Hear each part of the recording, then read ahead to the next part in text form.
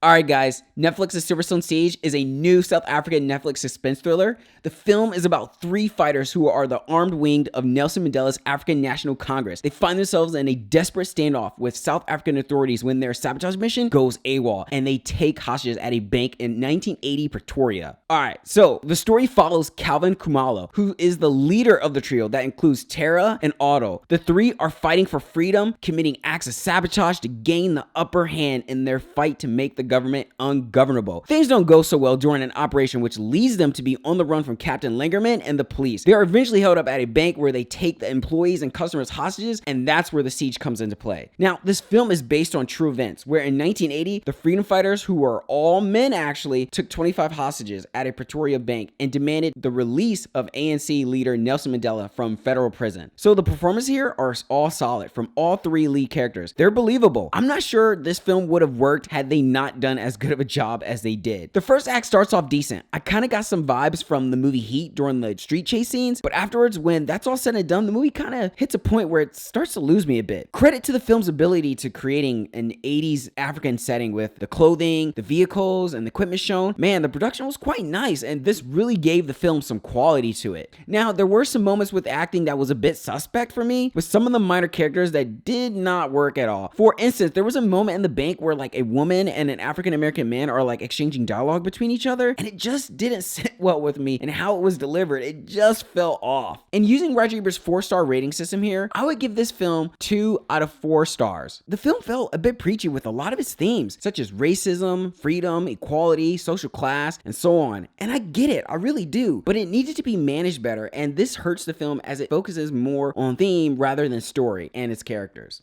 I'm just saying.